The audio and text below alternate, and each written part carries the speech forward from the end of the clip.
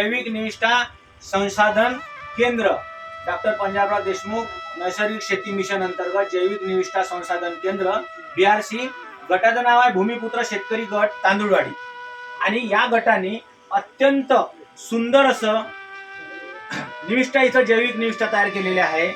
तर या इथे जर बघितलं आपण तर प्रत्येक निविष्ठाची वेगळी काडी म्हणजे आपण लाकडी जो ठोकळा आहे आपल्याला जो ढवळण्याच्या प्रक्रियेसाठी आहे वापरावा लागतो तो सुद्धा प्रत्येक त्यांचा वेगळा केलेला आहे। म्हणजे यांनी प्रत्येक गोष्टीचं व्यवस्थित नियोजन केलेलं दिसते आहे आणि याचा फायदा शेतकऱ्यांना नक्की होणार आहे।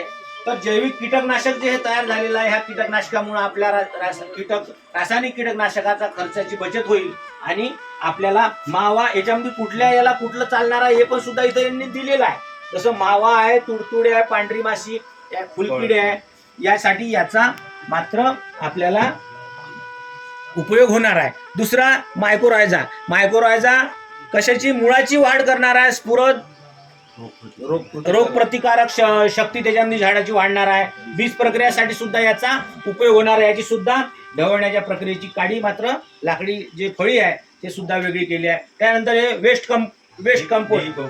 वेस्ट डिकंपोजर आहे। तर हे जर आपण शेतातला पालापाचोळा, खुरपणीचं कचरा, निघणारा जो कचरा आहे आपला जो शेतामध्ये कापसापासून जे पराठी निघाल्यानंतर जो कचरा निर्माण होतो त्याचा जर ढीग लावला आणि हा डिकंपोजर जर टाकलं तर आपण लवकर कुजण्याची प्रक्रिया मात्र सुरू होईल। जसं वेस्ट मटेरियल शेतातलं जर आपण घेतलं तर याचं लवकर याची कुजण्याची प्रक्रिया सुरू होईल आणि आपल्याला एक चांगलं खत जमिनीसाठी मिळू शकते। त्याच्यानंतर हे जैविक बुरशीनाशक आहे। त्याच्यानंतर हे 19-19-19 आहे।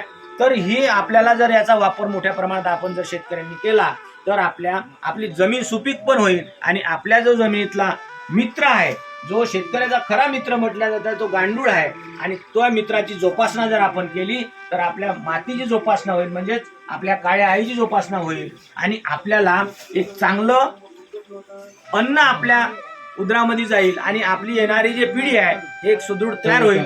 ही काळाची गरज आहे। म्हणून सर्वांना एक आग्रहाची विनंती आहे की या कार्यक्षेत्रातील बहुतांश शेतकऱ्यांनी याचा उपयोग करावा ही कळकळीची विनंती आहे। नमस्कार, धन्यवाद।